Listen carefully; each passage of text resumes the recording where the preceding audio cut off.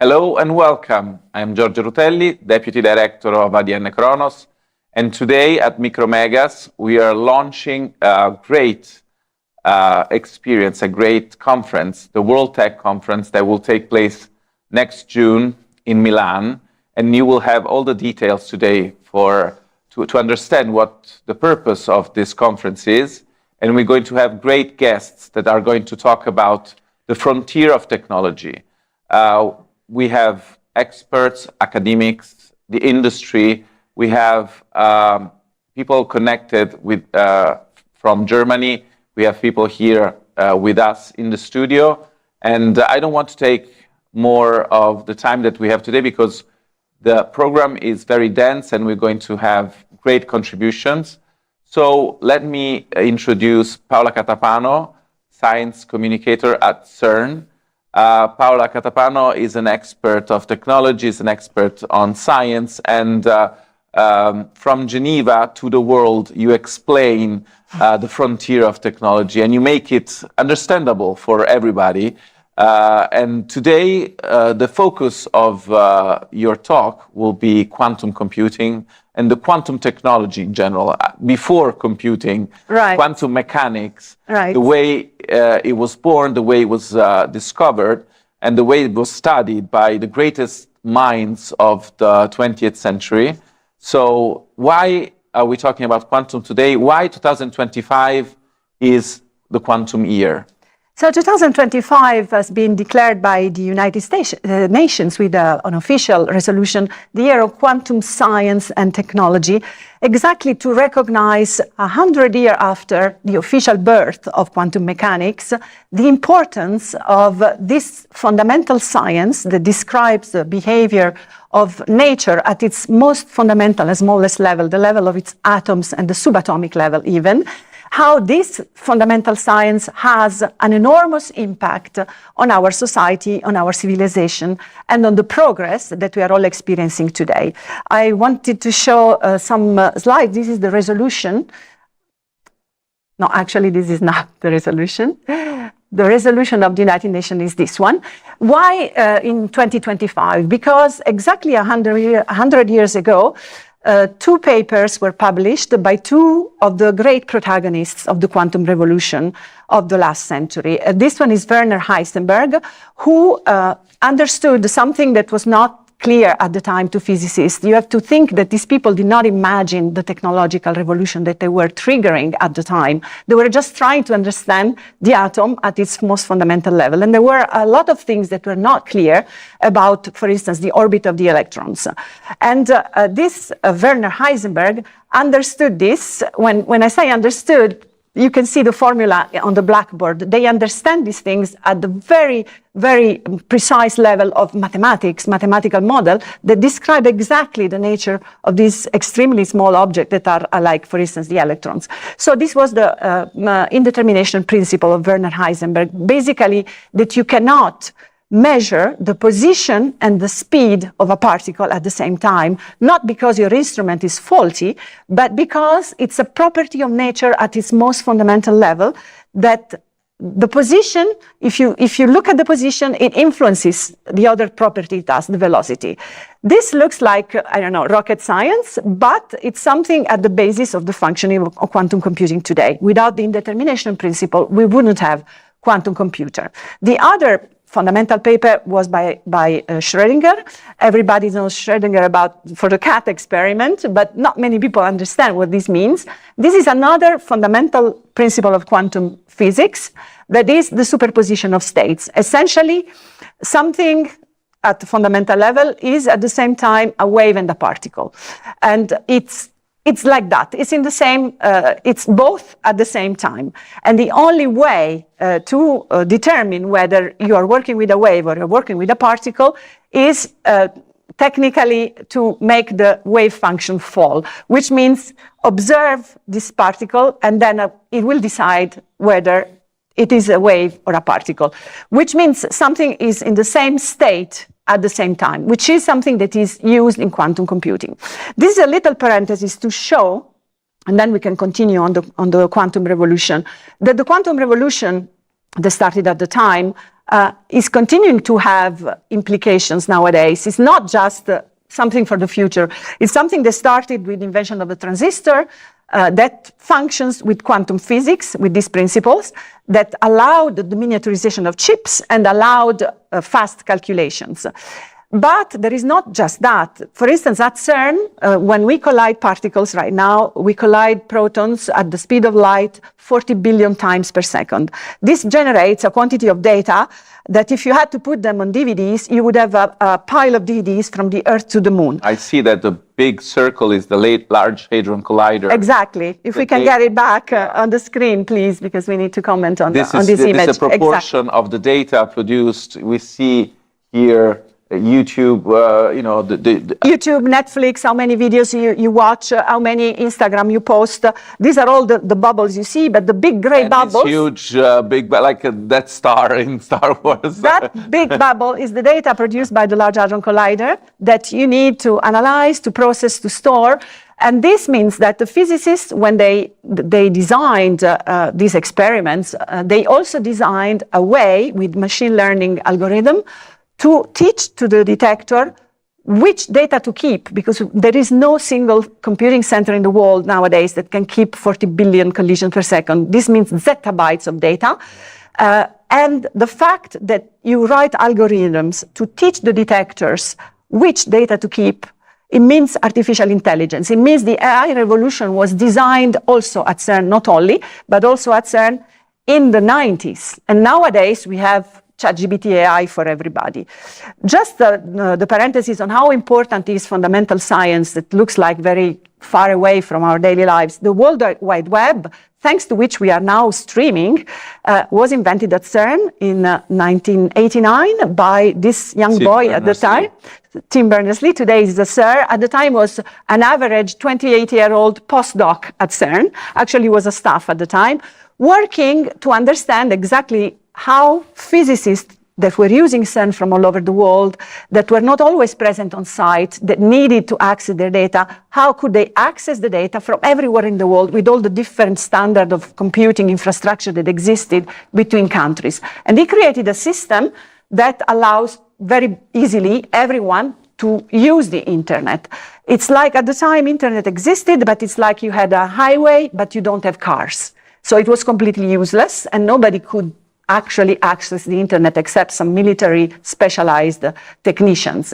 So he made internet accessible to everyone and he went out of the lab very quickly. And today we cannot imagine a world without easily using internet. But to go back to our scientists in 1911, in this image, this is a very famous conference, the Solvay conference, where you have among the most known figure Max Planck, who is also one of the fathers of quantum mechanics. You have Marie Curie, you have Pauli, this is Paul Dirac, sorry, this is Albert Einstein, this is Wolfgang Pauli, this is Werner Heisenberg, and this is Niels Bohr.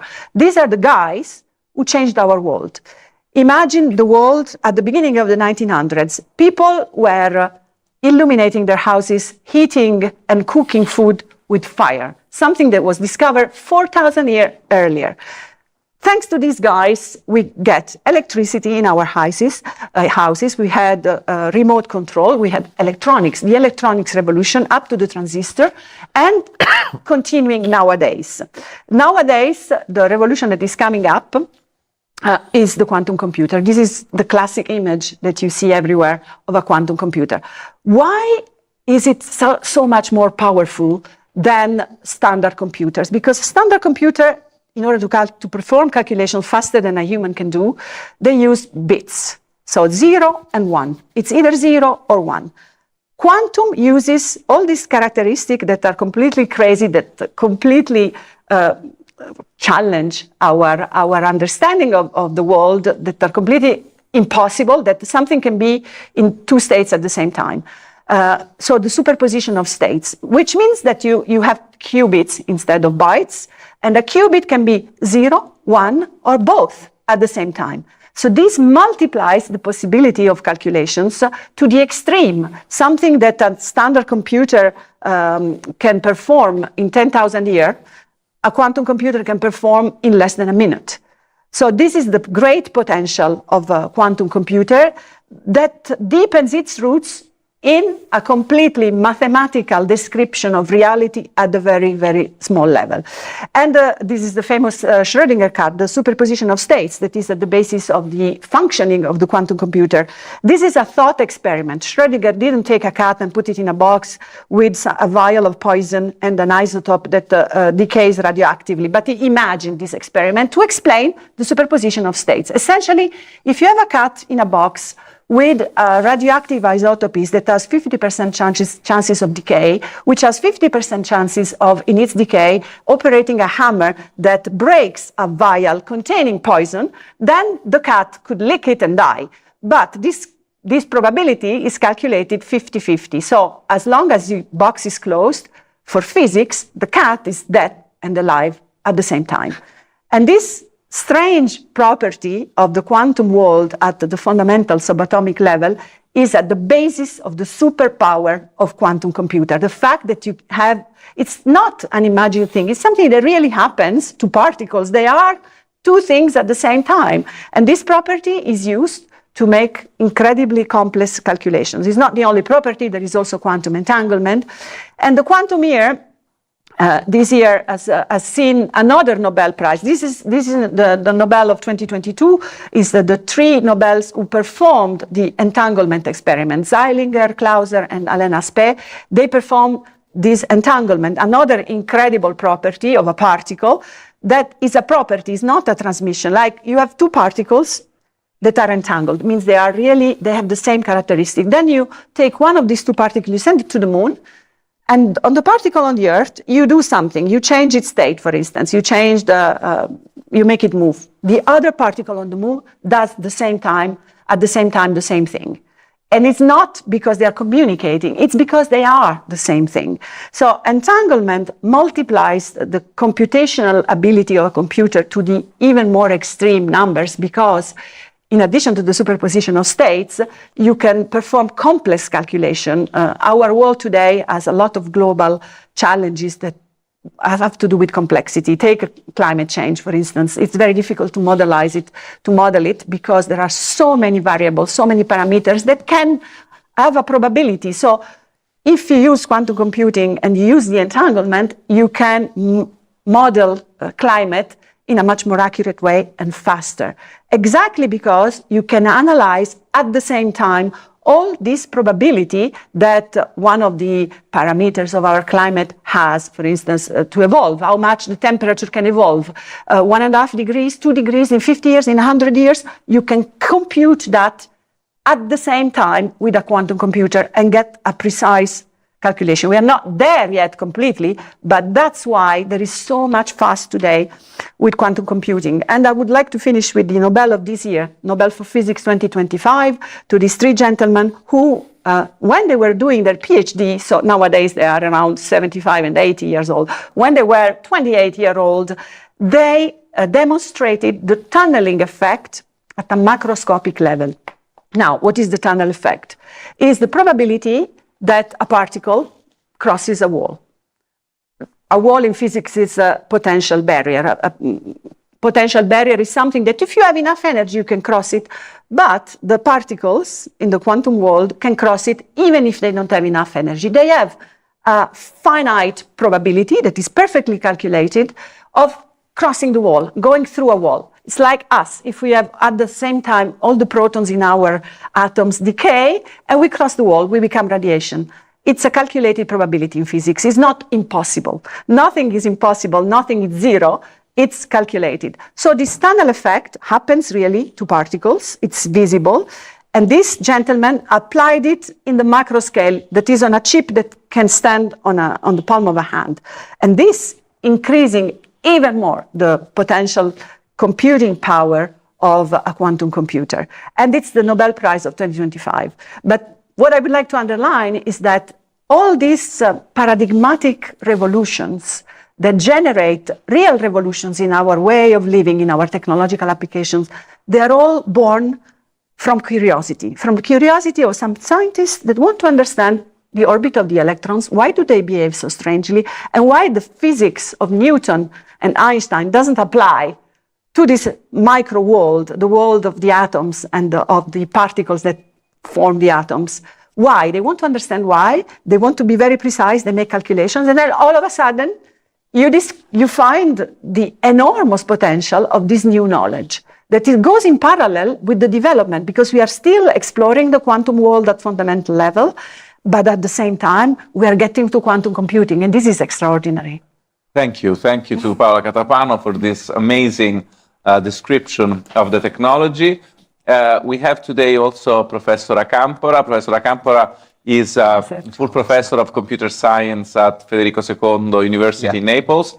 And we would like to talk to you about the question of artificial intelligence and the way it is now interacting with the physical world, with matter, with energy. Are we now, starting to have these worlds that used to be separate merge into something new, something that can really change the way in which we get energy, we communicate, we use technology? Are we creating are we witnessing, not creating, witnessing a new world in which these components come together and create something completely different?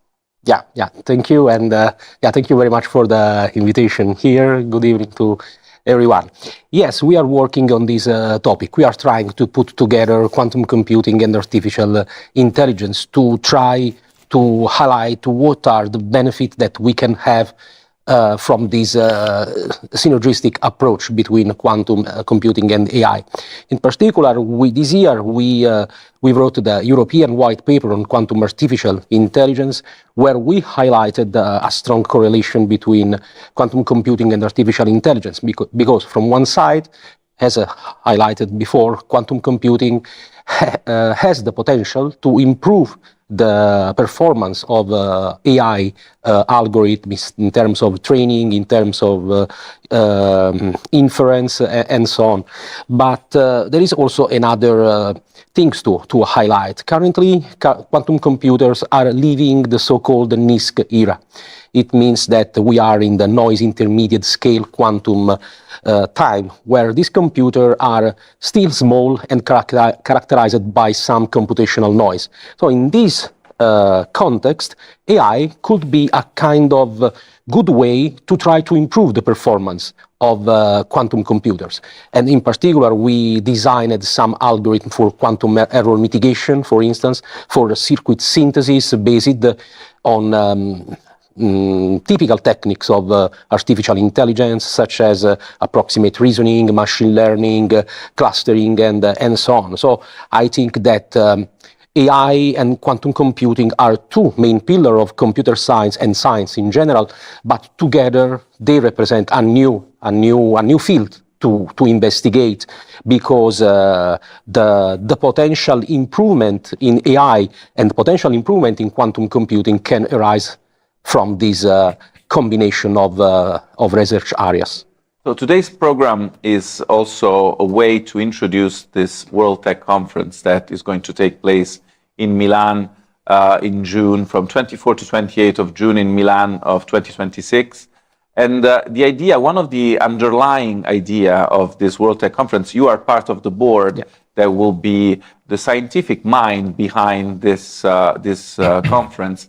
One of the ideas is this concept of physical intelligence. It's a way in which we are now describing this interaction. How can we define this concept of physical intelligence? The physical intelligence could be viewed as a kind of next step of artificial intelligence. I don't know, when we discuss about artificial intelligence, we sometimes mention the Turing test to highlight what is an AI system.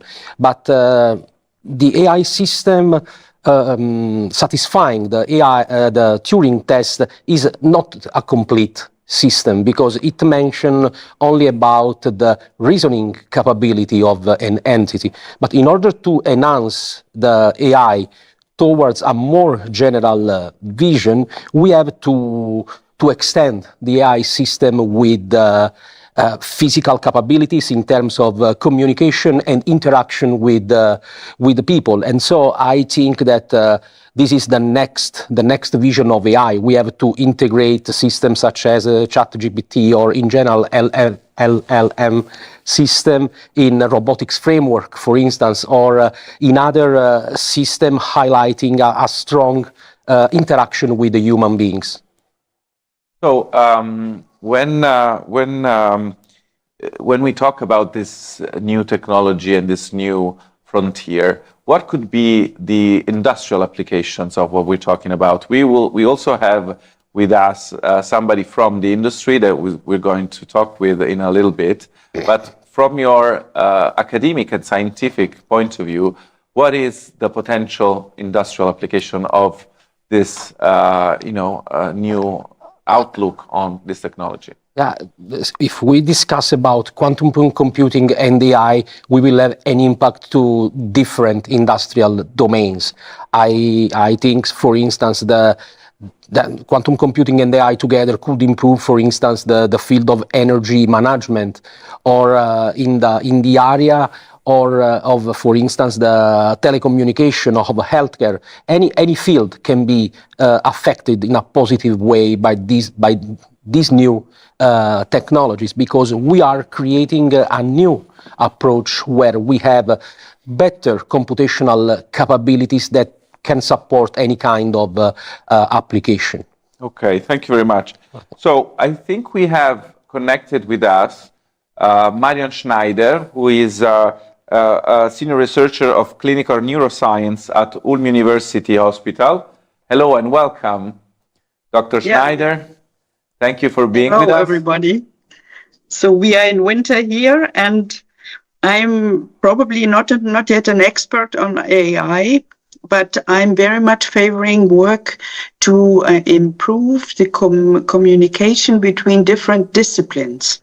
We are here. We're here for that, and I was wondering I wanted to ask you about the connection between neuroscience and artificial intelligence. We have been talking about neural networks with artificial intelligence, and the way that researchers of this field have actually studied the way that the brain works and the brain cells work to create these neural networks. But what is the future and what is the current research that you are doing in this field of neuroscience, that is pertaining to the artificial intelligence revolution? So you put the right question into what we are dealing with for many years, because we know that we cannot follow our natural intelligence perfectly well in the brain. So we know this already. So we need computers in order to understand what is happening in the brain and what is happening in pathology in the brain. Now we have a lot of markers. We have a lot of different disciplines which work together in neurology, but they all need the AI help and the quantum computing in the end in order to focus on new solutions of problems we have every day. So in which way can the way that the brain function influence the way that we design these new systems? Mm-hmm. Your question has 2 points. The one is the diagnostic way. So we have a diagnostic system which is not perfect. So we have MRIs and we also have PET-CT where we can watch activities in the brain, but it's still not good enough. So when we have high capacity computers, we will be able to analyze those images also in living individuals, and then we can better understand the pathology, that is, what is going wrong, why. But when we talk about these complex AI systems and the neural networks that are, behind them, we also call them sometimes black boxes, because sometimes we do not know the way in which they get to a certain result. This opacity might be a problem also in your field, because we might not know in which way a diagnosis, for instance, might be correct or not, because we sometimes do not know the way in which we get to that diagnosis. Absolutely correct. So we can do better when we use systems which is already known from AI work, that is supervised and non-supervised learning. Yes, and that is what we are currently doing with a huge number of biomarkers in order to understand the physiology later on, the physiology of the whole body and also the physiology of the brain. Now, when you would like to know about biomarkers in the brain, you have to pick tissue from the brain or fluid. And that is what we do in neurology. So we have the cerebrospinal fluid available, and that is what we can use to identify the biomarkers, which can be filled into computing algorithms. So the concept also of the WTC, this World Tech Conference, is to have different fields talk to each other, communicate, and exchange knowledge. In which way you think AI can, contribute to the neuroscience field and vice versa? What I currently experience is that different disciplines in an academic field, such as physics and also electron microscopy and medicine and neurology and psychiatry, they find their way to communicate. That has not been the case before the time when we have been using AI. And this is a very challenging situation because, academic disciplines have different languages to talk to, and now they have to somehow harmonize. And this harmonization process is very much supported by AI algorithms. So I'm going to ask the same question to Professor Giovanni Acampora. From your point of view, are you starting to look at other scientific fields and communicate with these other worlds that previously would not normally interact? Yes, in particular neuroscience, because currently the neural network that we design are based on the concept that neurons exchange electrical signals among them. But my goal in the future could be to understand if brain is based on quantum principles.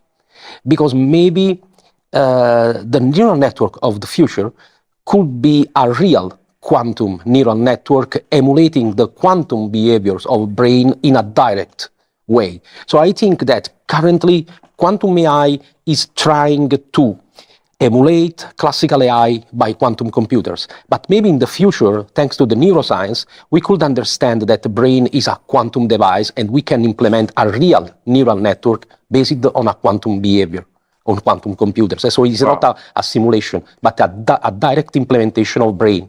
This is my future vision and my future goal. Professor Schneider, what do you say to Professor Acampora's view of the brain as a quantum system? He took the answer out of my brain already. I like this very much. This is the case. And we are especially interested in what happens during sleep, because there is a process which means brainwashing. And it also has a medical name, it is named G lymphatics. And this has something to do with ion channels, with electricity in the brain, and also with fluid movement. And the best way to measure this is during sleep. There we already have data of the EEG, but nobody is really able to focus this on a certain pathology. And this is something we need badly.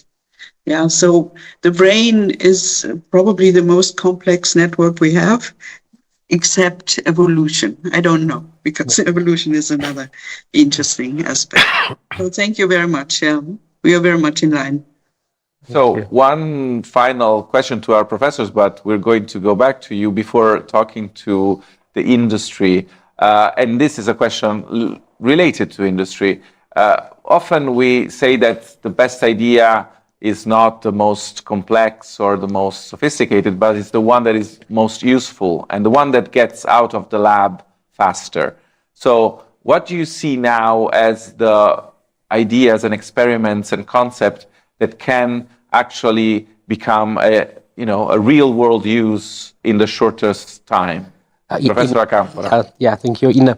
In our research in the field of quantum AI now, we would like to go towards the so-called quantum utility.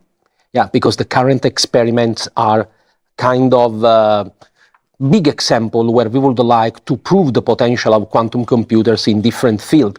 But the next goal is to answer to your answer, where quantum computers will be actually useful. And so when we will be able to answer to this question, we will achieve the quantum utility, and we can say that quantum computers will be actually useful for us. Professor Schneider, what do you say are the immediate use of some of your research, of the research in your field, that we can expect to see maybe in the next 2 or 3 years in the real world, in hospitals around us? I personally think the most important issue is what we call imaging of the brain. That is MRI images and also those which are supported by nanoparticles to identify metabolic processes and also to understand the dysregulation. So I personally think it would be imaging is the most important issue. And there we also have the infrastructure to apply quantum computing. Great. And imaging is, a technology that is ready to be disrupted, as they say. Marco Pistoia, you are the CEO of Ionq Italia. Ionq is the biggest quantum company in the world. You were in Chernobyl at Comolay conference when you announced the Q alliance with D-Wave. And Italy has become one of the centers of this quantum revolution. We know that Europe is behind when we talk about artificial intelligence, but on quantum, the concept is that we can be part of the race, can be part of this next wave.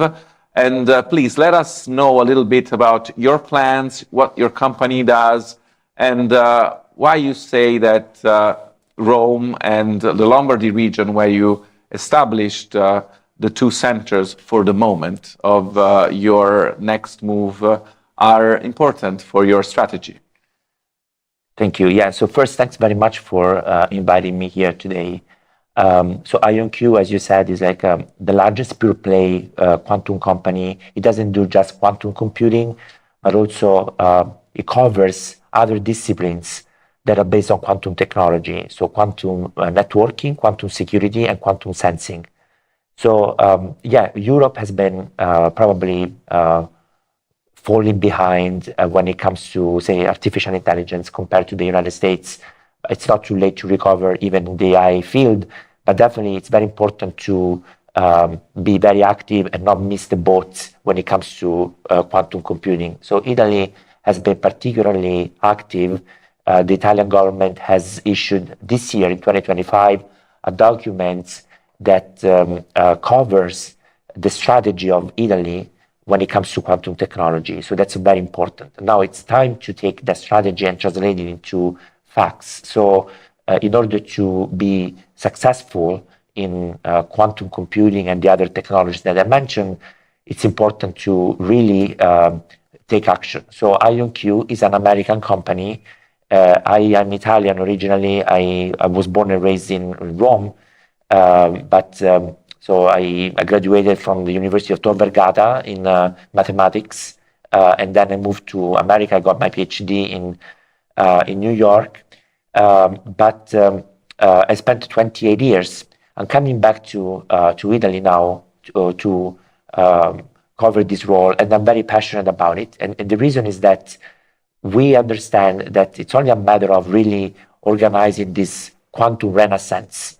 So it's an incredible opportunity for Italy. Italy is a leader in science, very strong. You know, we actually saw a lot of Italian people also in the slides that we saw before, but it's very important to capture this moment. We don't want to, we need to seize the moment, right? So Ionq is creating Ionq Italia, not with the goal of selling American technology, like shipping American technology to Italy, but with the goal of building this technology in Italy. So we will build quantum computers in Italy. We will hire researchers. I myself, like I'm CEO of Ionq Italia, but I am actually a researcher to begin with. So it makes sense to really, for me to lead this, I guess, because I really want to bring researchers in Italy, or maybe bring back researchers that left Italy before, or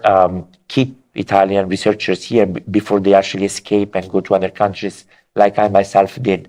So the idea is this: like if an Italian company asks Ionq Italia to build an algorithm together, say it could be also an artificial intelligence algorithm, or it could be a bank asking us for revolutionary portfolio optimization algorithm using quantum computing, we're not going to say that the algorithm is going to be built by American researchers and sold to the Italian bank. It's going to be built by Italian researchers in Italy in conjunction, in collaboration with the Italian bank, or this can be also applied to pharmaceutical, energy.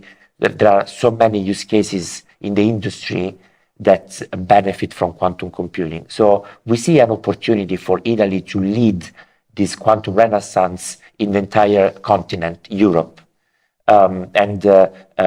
Italy, Rome in particular, can become a center of excellence in the continent. We also see that Lombardy is already advanced, but also University of Naples, Federico II, University of Bari, Aldo Moro. So Italy, the whole country, is now really leading.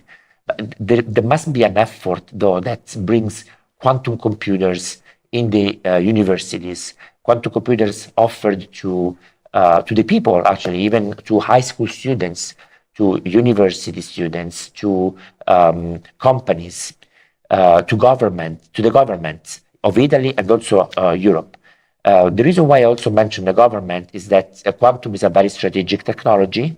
There are so many applications of quantum computing to use cases that have to do with defense, for example. And also when it comes to security, we know that quantum plays a big role in security as well. Yeah, thank you. Paola, you have been, telling the world how to see this scientific revolution. And what is coming out of this conversation today are two things, in my view. On one side, the convergence between different fields of science, and on the other side, the potential applications to so many different fields of our world, from pharmaceutical, medical, defense, communication, energy. What is, in your view, also what this amazing convergence of fields and also this amazing projection onto so many different worlds? I think Marco used the right terminology, the quantum renaissance. It's something that we lost in our historical tradition in science.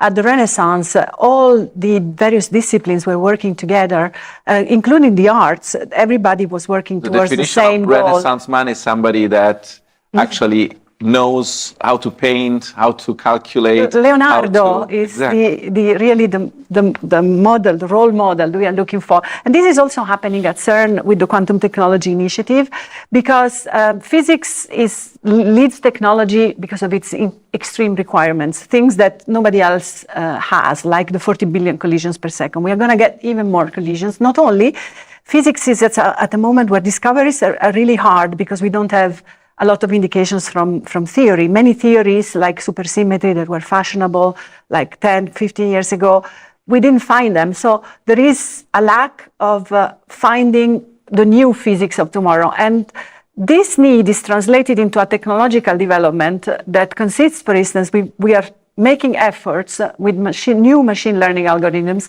to teach our experiments not only to exclude from the 40 billion collisions the events, that is the particles, the phenomena that we already know because we don't need them, we already know, but also to now, this is new, identify new particles.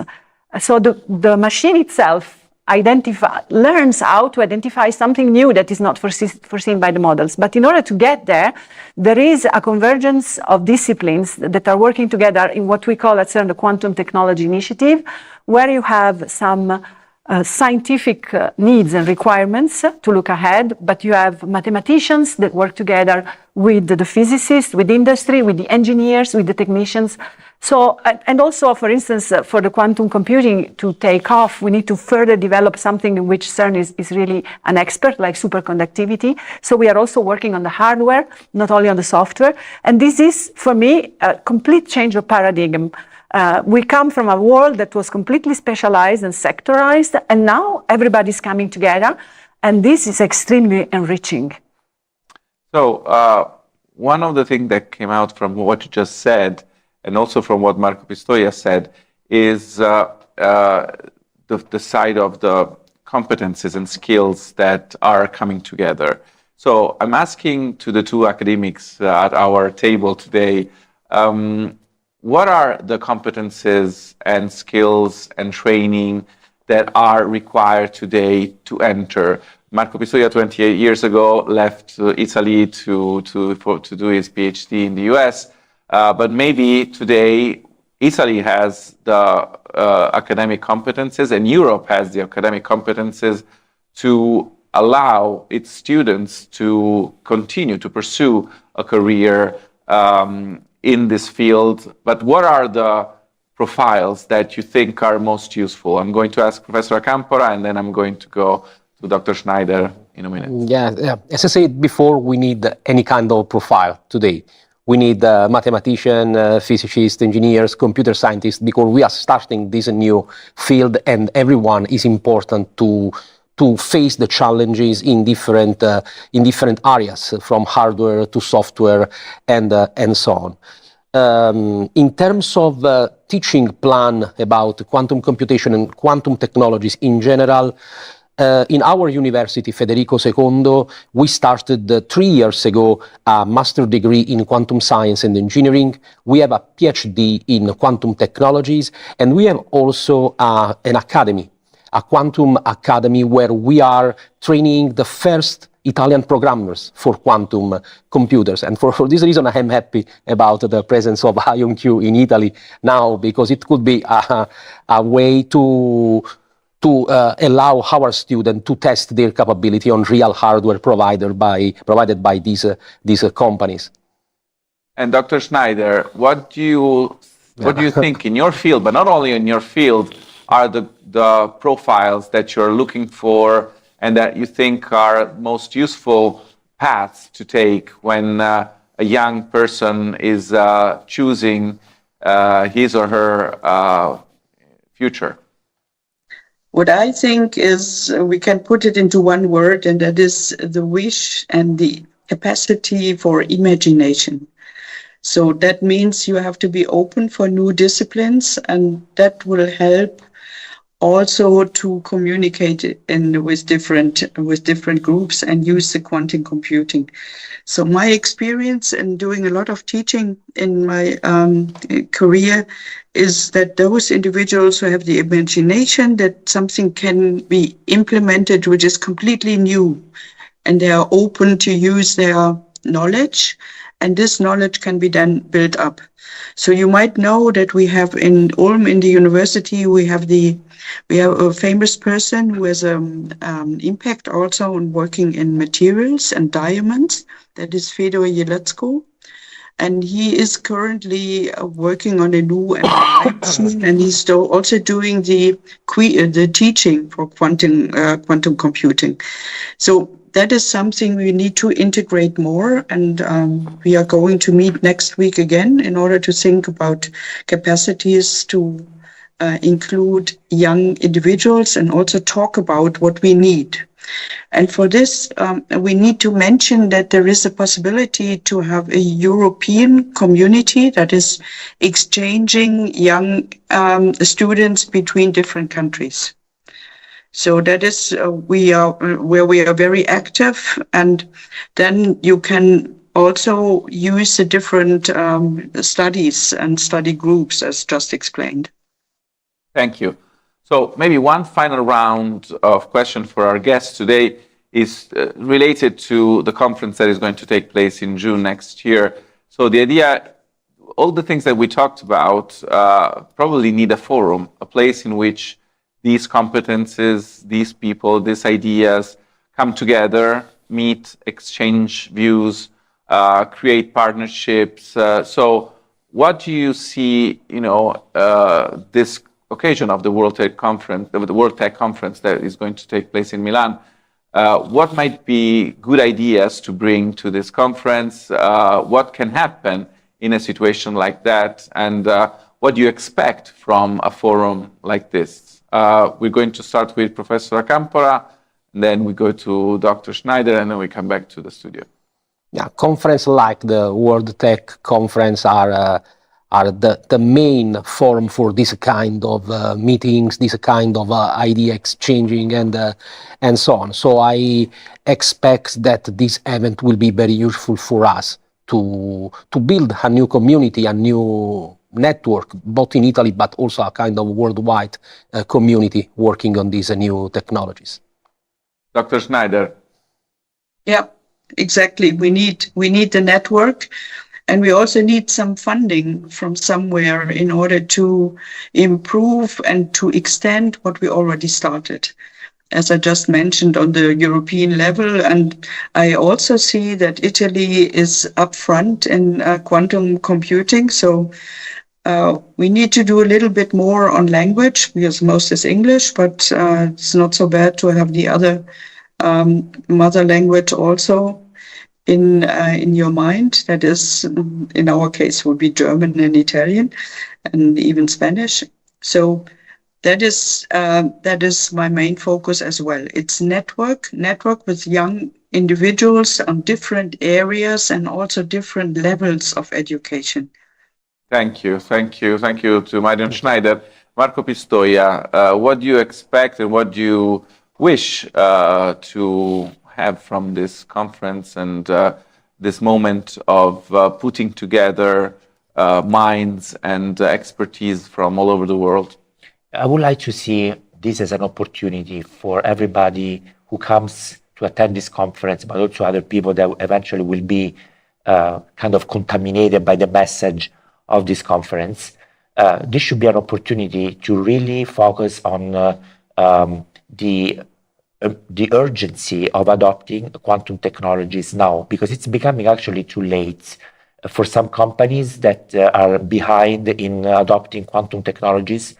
It may become almost like an extinction event if they don't embrace quantum, and then they will be surpassed by their competitors. There is one thing that I'm really concerned about, and it is the fact that, as we discussed today, Paola gave a presentation in which she explained the power of quantum computing coming from superposition and entanglement. So every time you add a qubit to a quantum computer, the computational space doubles. So it's very powerful, because once you have about 55 qubits, you already have a computer that is more powerful than the most powerful classical supercomputer in the world.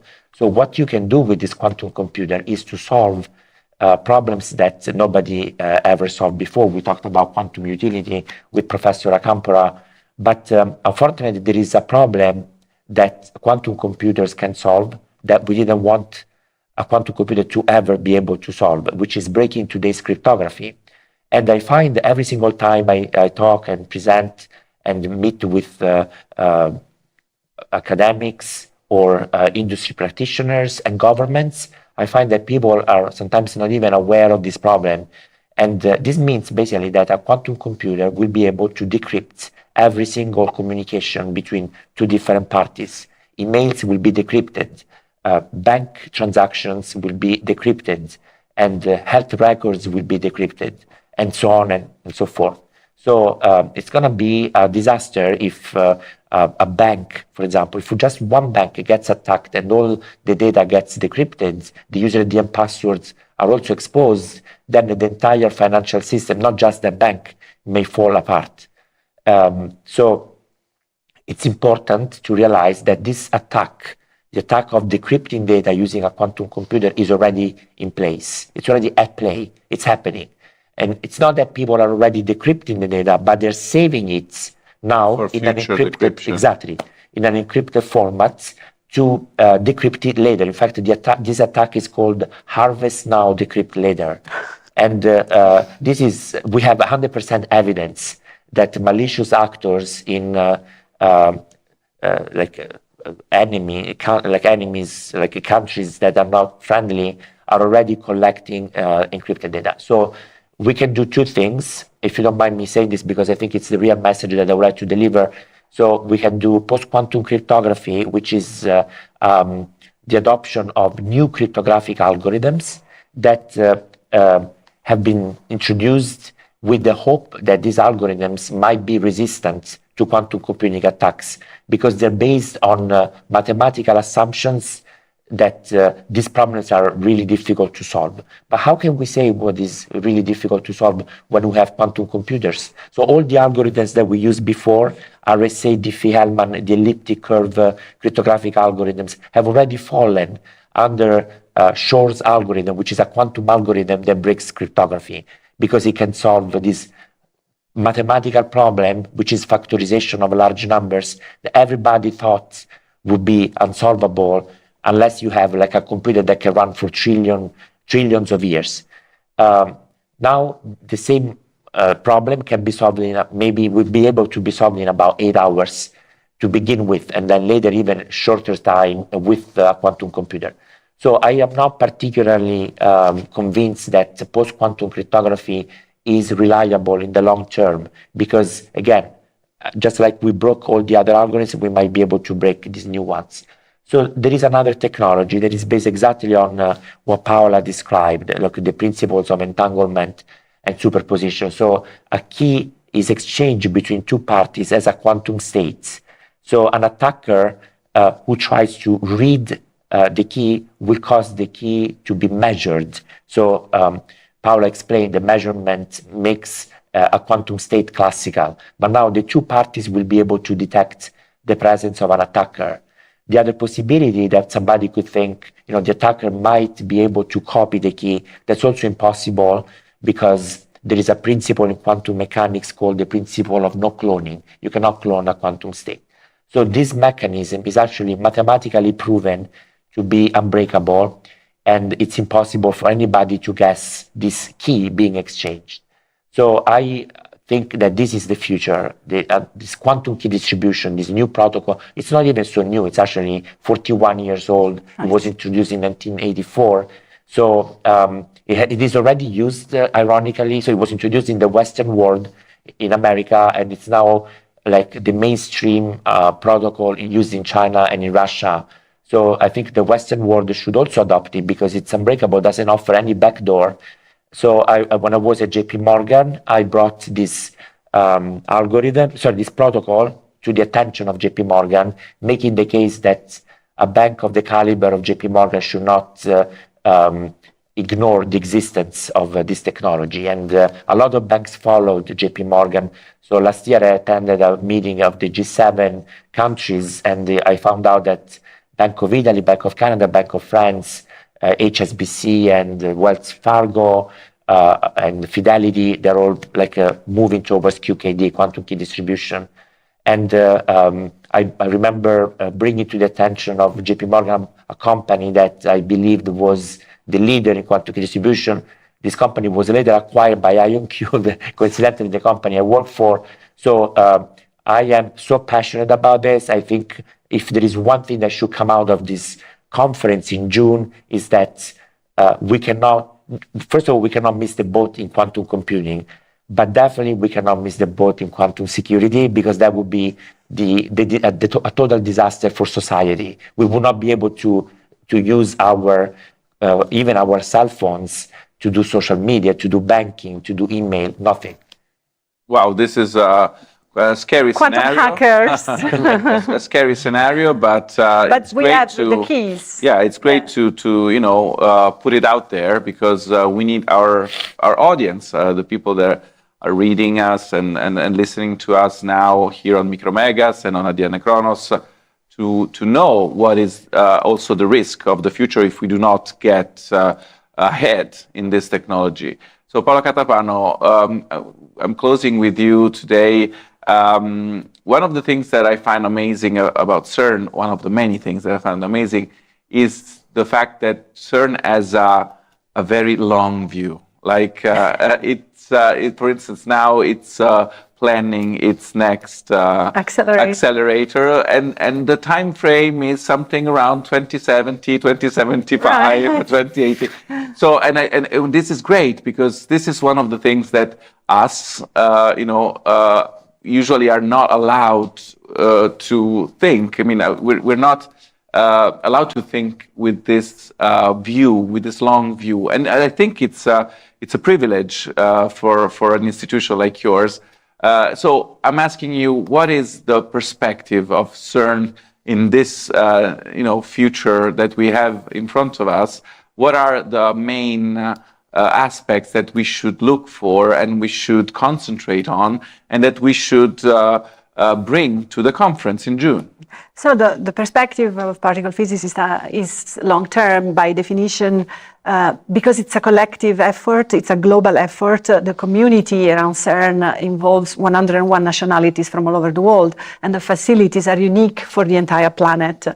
And what has characterized this effort since 70 years, because the institution is 70-year-old now, is the fact that you have to imagine technologies that do not exist. You don't buy those technologies, you have to invent them, you have to make them work. What has changed is that at the beginning, these machines were not as big as they are now. The LHC, the Large Hadron Collider, is 27 kilometer circumference. And in order to build such a machine, you cannot do it in the lab like we used to do in the past. For instance, the first accelerator, the synchrocyclotron, was as big as this room, and every skill was present in the lab. We even had the glass blower, which in parentheses blew the first touch screen glass in 1969. So at the moment, the effort is so global that it has contaminated all the other communities around, including industry. And the paradigm has changed. These inventions that we mentioned before, the touchscreen, the World Wide Web, were sort of serendipitous in the sense that the physicists invented them for themselves, for their own needs, and then somebody understood this is a good business, somebody understood this is useful for everyone, and went out of the lab. Nowadays, they are thinking up front, exactly because the challenges are so much bigger, that we need to involve all the actors of society from the start. So we are now imagining the future collider, 90 kilometers circumference, or even a more compact one that is even more powerful. The technology we need, we know what kind of push we need to give to the technology, but we are already thinking in which sectors of society this technology could also be useful. Take superconductivity, for instance. It can be useful for quantum computing. It can be useful for energy, for power transmission, for levitating trains. So since the start, we involve all these actors from industry, but also investors, saying, we have this need. We have this background of know-how. We want to push this. Help us doing. We do it together so that you get the benefit immediately for society, and everything is more accelerated. One thing that I would like to add on WTC, it has another big merit to bring to public attention things that are happening right now, revolutions that are happening right now, but that should be involving everyone in society, especially the young people, especially for this need of education into skills that you cannot learn at the university traditionally. And the conference has 2 days devoted to the general public to share all this knowledge with everyone. And I think this is an amazing merit of WTC, to share with society at all levels, with the media and with the public directly, by making them aware of this revolution that is happening behind our backs, that needs to involve everyone, at least at the level of knowledge, awareness, and education. Thank you. Thank you to Paola Catapano, Marco Pistoia, Giovanni Acampora. Thank you to Marion Schneider. And thank you to everybody that has joined us today. Please keep following Micromegas and Adnkronos, because we will be talking about WTC. We will be talking about the frontier of technology. So stay with us and do not miss our future programs and our content, which is great, of high level, thanks especially to the guests that we have today here. Thank you. Thank you. Thank you, Giorgio. Thank you.